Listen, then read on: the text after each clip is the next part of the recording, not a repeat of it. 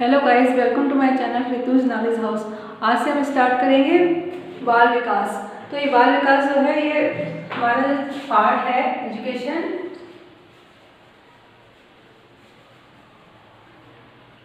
Psychology का।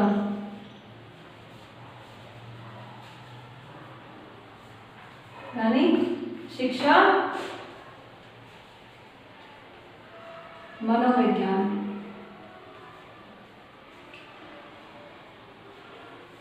ठीक है, तो पहले हम इसके विषय में जानेंगे कि शिक्षा मनोविज्ञान क्या होता है, क्योंकि अधिकतर क्वेश्चन एक दो क्वेश्चन इसी में से आ जाते हैं, इसके डेफिनेशन में से आ जाते हैं। तो पहले हम एजुकेशन साइकोलॉजी को समझ लेते हैं कि ये क्या होती है। ठीक है, तो इंग्लिश में इसको हम देखते हैं।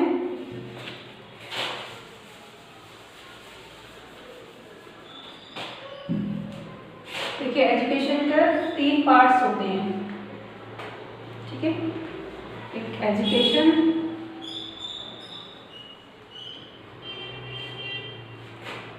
एडुसेयर,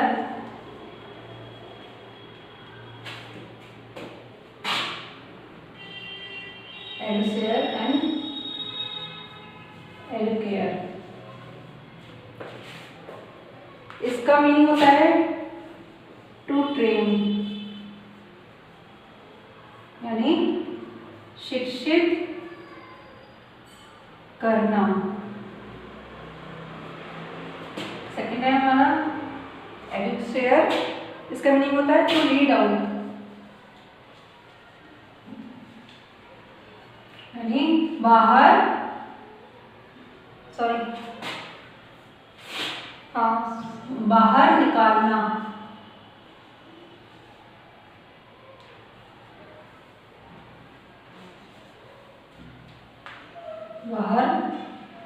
निकालना।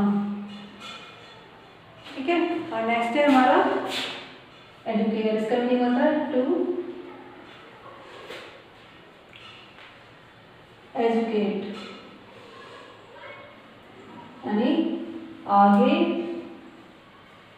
बढ़ाना। तो एजुकेशन को हम 3 पार्ट में डिवाइड करेंगे, एजुकेशन, एडुकेयर एंड एडुकेयर। ठीक है, तो इसका मीनिंग होगा टू ट्रेन, यानी शिक्षित करना, टू लीड आउट, बाहर निकालना, टू एजुकेट, आगे बढ़ाना। तो बच्चे का हम जब बाल विकास का अध्ययन करते हैं तो हम उसको क्या करते हैं, वो बच्चे का उसके शिक्षित करना है, कैसे बच्चे को शिक्षित करना है, उसके अंदर क्या कैपेसिटी है, क्या वो सीखता है, क्या उसके अंदर जिज्ञासा है, उसको हम क्या करते हैं, बाहर निकालते हैं। और जो उसके अंदर क्षमता है, सीखने की योग्यता है, कोई बच्चे होते हैं ज़्यादा क्रिएटिव होते हैं, कुछ अच्छे होते हैं, तो हम उसको क्या करेंगे, आगे बढ़ाएंगे, उसको और आगे लेके जाएंगे। ठीक है, तो ये हो गया हमारा एजुकेशन। अब हम देखते हैं साइकोलॉजी। साइकोलॉजी में हम देखेंगे, ये किसका वर्ड है, यूनानी भाषा का। ठीक है, तो साइको को हम 2 पार्ट्स में डिवाइड करेंगे साइकोलॉजी को, साइको प्लस लोगस। साइको प्लस लोगस हो जाएगा हमारा क्या, साइकोलॉजी।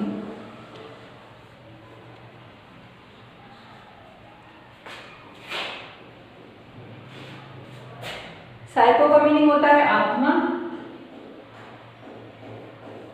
प्लस लोगस का मीनिंग होता है विज्ञान, यानी कि इसका मीनिंग क्या हो गया, आत्मा का विज्ञान।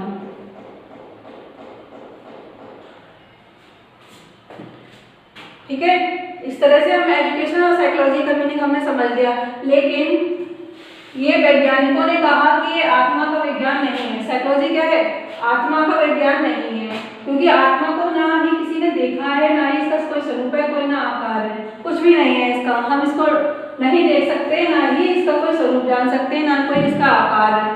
तो इसको जो ये डेफिनेशन सबसे पहले आई थी कब, 16वीं शताब्दी में, तो इसको क्या करा गया था, रिजेक्ट कर दिया गया था, स्वीकार नहीं किया गया था। ये जो डेफिनेशन थी इसको स्वीकार नहीं किया गया था।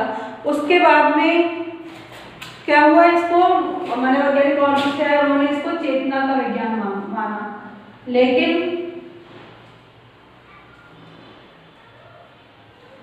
ये भी जो डेफिनेशन थी ये भी रिजेक्ट कर दी गई वैज्ञानिकों द्वारा, ये भी नहीं मानी गई। ठीक है, कि चेतना मीन्स मन को हम नहीं जान सकते कैसा होगा, बच्चे का मन क्या होगा कैसा होगा, इसलिए हम मन को भी डिफाइन नहीं कर पाएंगे, तो इसलिए इसको भी नहीं माना गया।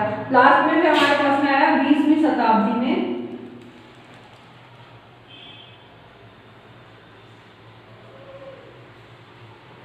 इसको कहा गया व्यवहार का विज्ञान।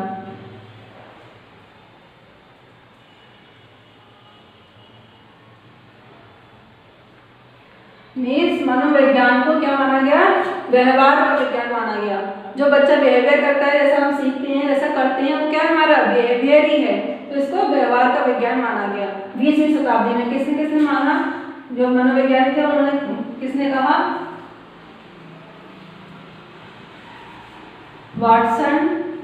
ये नाम लर्न कर लीजिए आप लोग, ये पेपर पूछे जाते हैं, वुडवर्थ।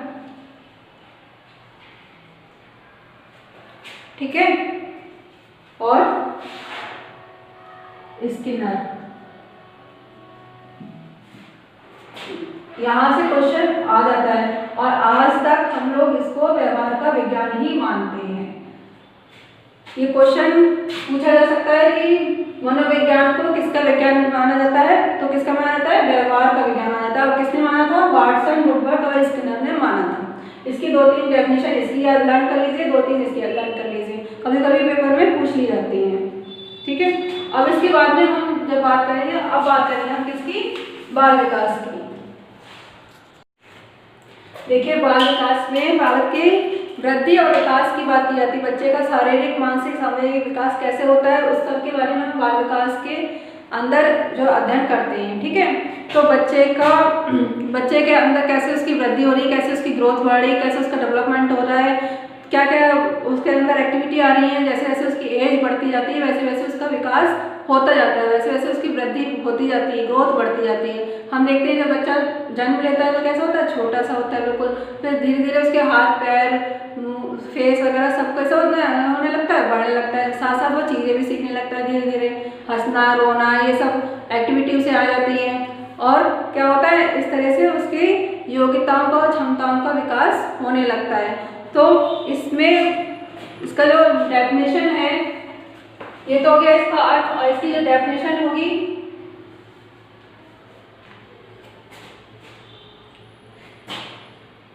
बच्चे का विकास जन्म से लेकर, मैं शॉर्ट में लिख रही हूँ, आप लोग लर्न कर लीजिएगा, जन्म से लेकर परिपक्वावस्था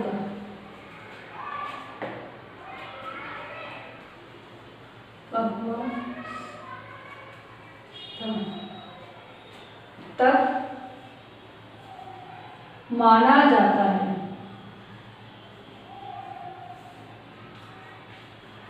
ये कहा था जेम्स ड्रेवर ने।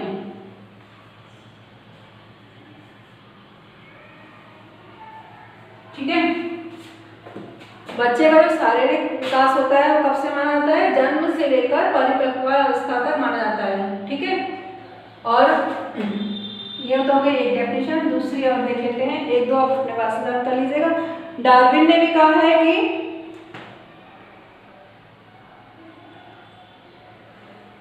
डार्विन ने इसको व्यवहार का विज्ञान माना है।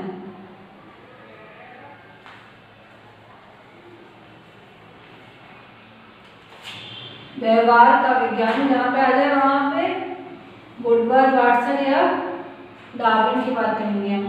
ठीक है, यह स्किनर। तो ये दो डेफिनेशन है, बाकी एक आध आप अपने लोग देख लीजिएगा। उसके बाद में मैं आपको बताती हूँ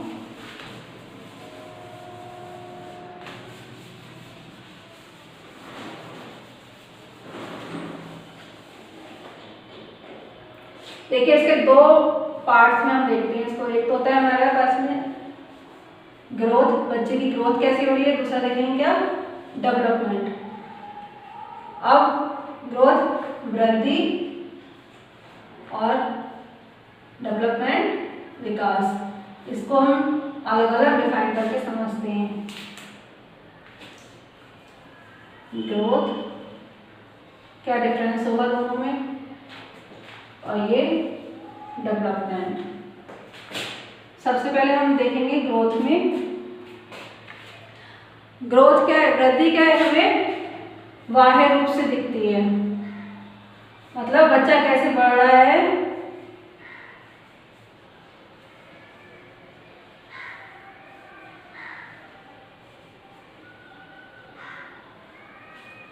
और ये आंतरिक होती है।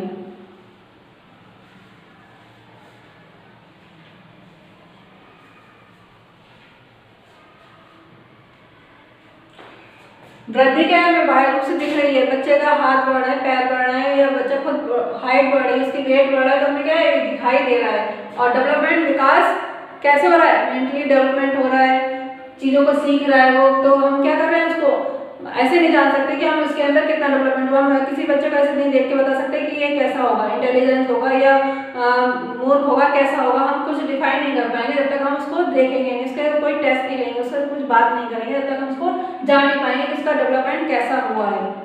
ठीक है, अब सेकेंड पॉइंट है हमारा, ग्रोथ कुछ समय के बाद में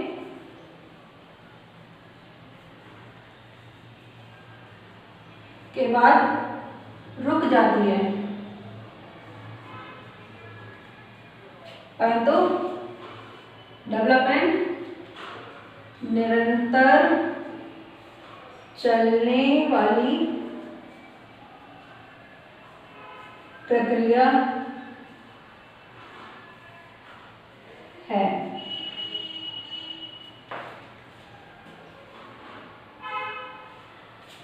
देखिए आप, ग्रोथ क्या है, वही ग्रोथ क्या है, ये शारीरिक विकास ही तो है हमारा।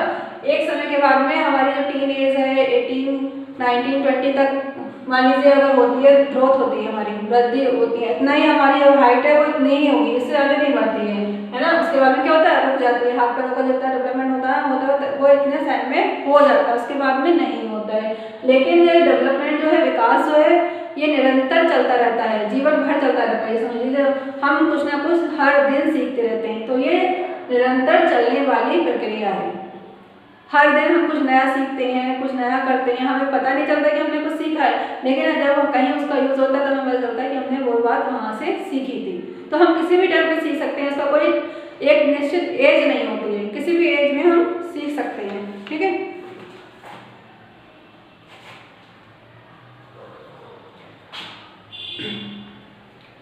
इसका क्षेत्र कैसा है, संकुचित, और इसका व्यापक। देखिए कैसे है ये, मतलब एक थोड़े टाइम के बाद में जो चीज रुक जा रही है, उसके बाद में उसका आगे कोई मोटिव नहीं रहता है, तो वो क्या है, एक छोटी सी चीज हुई ना, तो वो कैसे हो गई, संकुचित हो गई। और इसका क्या है, व्यापक, यानी कि बहुत ज्यादा क्षेत्र में फैली हुई, यानी कि ये जन्म से लेकर मृत्यु तक जब चलने वाली प्रक्रिया है, तो ये ज्यादा, इसका क्षेत्र कैसा होगा, व्यापक हो जाएगा, ये ज्यादा फैली हो जाएगी। फोर्थ, ग्रोथ का कोई इसका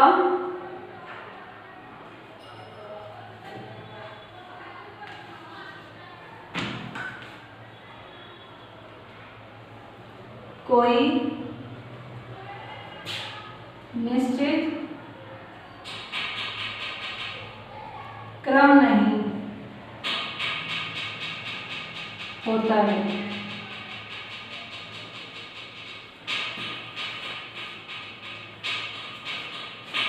और ये एक निश्चित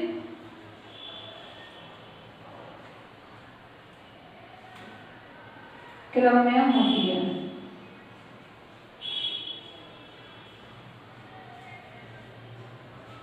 देखिए कैसे हम इसको डिफाइन करेंगे। बच्चे का जो शारीरिक विकास होता है वो ऐसा नहीं है कि देखिए आप हर एक बच्चे का, इंडिविजुअल बच्चे को आप देखिए, हर एक बच्चे का डेवलपमेंट जो होता है वो जो ग्रोथ होती है वो अलग अलग होती है। किसी के हाथ लंबे हैं, किसी के छोटे हैं, किसी की हाइट कम है, किसी की ज़्यादा है, कोई मोटा है, कोई पतला है, कोई छोटा है, कोई किसी भी तरह का है। ठीक है, तो इसका कोई निश्चित क्रम नहीं होता है। किसी भी दिशा में देखा हो, किसी का पेट निकला बड़ा होता है, कुछ होता है ना, इस तरीके का। लेकिन जो हमारा डेवलपमेंट होता है वो एक निश्चित क्रम में होता है। जैसे बच्चा, जब हम बच्चे का एडमिशन करवाएंगे तो पहले हम इसको एनसी में करवाएंगे, फिर एलकेजी में जाएगा, फिर यूकेजी में जाएगा, फिर फर्स्ट में जाएगा, सेकंड में जाएगा। इस तरह से क्या क्रम वाइज, स्टेप वाइज चल रहा है। तो ये एक निश्चित क्रम में नहीं होती है वृद्धि, और ये एक निश्चित क्रम में होती है। डेवलपमेंट कैसा होता है? एक निश्चित क्रम में होता है।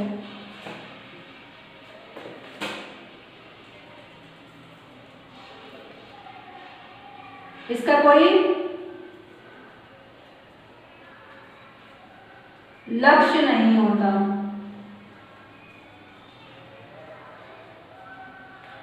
और परंतु इसका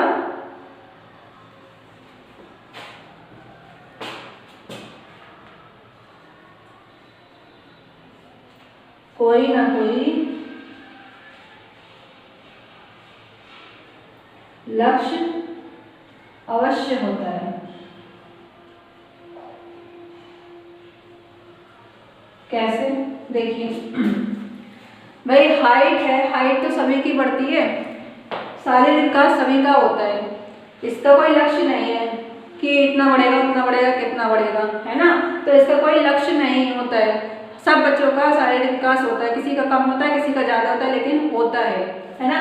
लेकिन ये डेवलपमेंट क्या है? इसका कोई ना कोई लक्ष्य जरूर होता है। कैसे?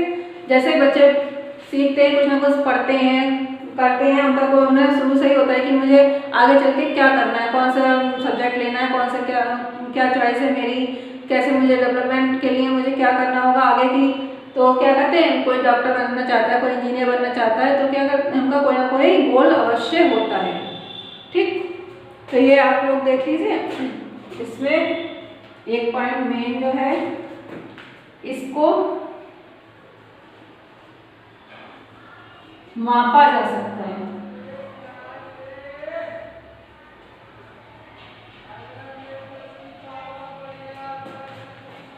लेकिन इसको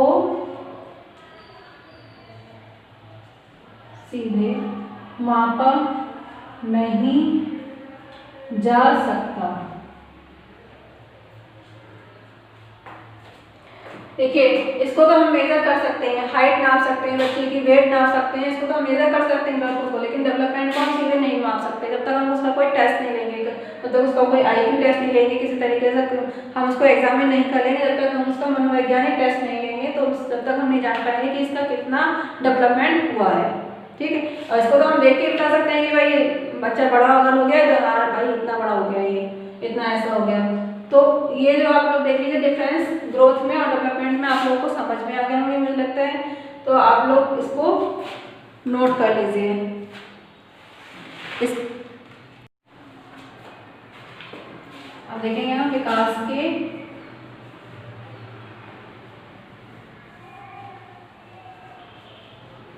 रूप। ठीक है, फॉर्म्स ऑफ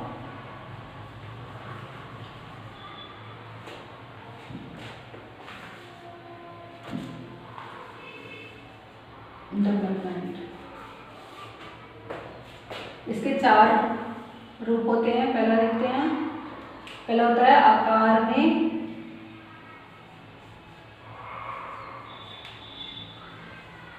परिवर्तन। ठीक है, सेकंड है हमारा अनुपात में परिवर्तन। थर्ड है हमारा पुरानी रूपरेखा में परिवर्तन। एंड लास्ट है हमारा नए गुणों की प्राप्ति। ठीक है, तो ये विकास के रूप में फॉर्म्स हैं। क्या क्या है ये? आकार में परिवर्तन। आकार में परिवर्तन कैसे होता है? बच्चा जब छोटा होता है तो उसका शारीरिक विकास कैसा होता है, कम होता है।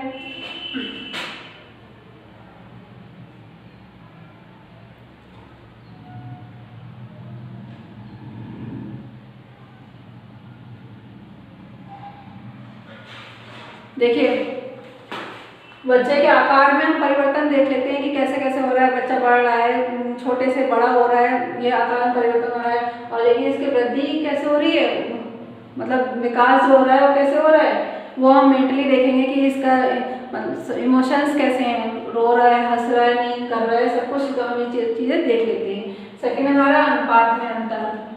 अनुपात में अंतर से तात्पर्य ये है कि क्या नाम है, जो बच्चा शैशवावस्था में होता है वो स्वकेंद्रित होता है, अपने आप ही अपने अंदर ही रहता है। वो समझता है कि मैं ही हूँ, मेरे लिए सब कुछ सब चीज़ें करें। उसके बाद लेकिन जैसे जैसे बाल्यावस्था में जाता है, आसपास के माहौल को समझता है, वातावरण को समझता है, तो जो चीज़ें आसानी से सीखने लगता है। फिर है पुरानी रूपरेखा में परिवर्तन। पुरानी रूपरेखा से मतलब है जैसे दूध के दांत है बच्चों के, तो वो क्या है टूट जाते हैं, 10-11 साल की उम्र में नए दांत निकल आते हैं। तो हमने क्या करा, पुरानी चीज़ों को छोड़ दिया, नई चीज़ों को अपना लिया। बच्चों के बहुत सारी चीज़ें होती हैं, बच्चे घुटना चलते हैं, छोटेपन पे घुटना चलते हैं ऐसे, तो अब बड़े होके तो नहीं चलेंगे, बहुत अपने चलना सीख जाते हैं, तो सीधे अपने सही सही चलेंगे, है ना। तो ये पुरानी रूपरेखा में परिवर्तन, पुरानी चीज़ों को छोड़ते चलते हैं और नई चीज़ों को अपनाते चलते हैं। और नए गुणों की प्राप्ति से भी यही मतलब है कि बच्चे में धीरे धीरे नई चीज़ों का डेवलपमेंट होने लग जाता है। बच्चा यहाँ पे चलना सीखता है तो यहाँ पे उछलना कूदना हंसना रोना तो सीखता ही है, बाद में यहाँ पे क्या करना है, बातचीत करना, आगे ये सब कुछ सीखने लगता है, तो उसका ओवरऑल डेवलपमेंट होने लग जाता है। तो ये हमारे ये विकास के 4 हमारे स्वरूप हो गए, आप लोग को समझ में आ गए होंगे। बाकी अगर इसके आप लोग को नोट्स चाहिए तो मैं नोट्स आप लोग को दे दूँगी, आप लोग मुझे कमेंट बॉक्स में लिख दीजिएगा, मैं अपना व्हाट्सएप नंबर दे दूँगी, उसमें मैं आपको बता दूँगी कैसे आपको नोट्स मिल जाएंगे। तो आज के लिए हम इतना ही रखते हैं, कल हम इसके आवश्यकता और क्षेत्र पढ़ेंगे। Okay, thank you for watching me.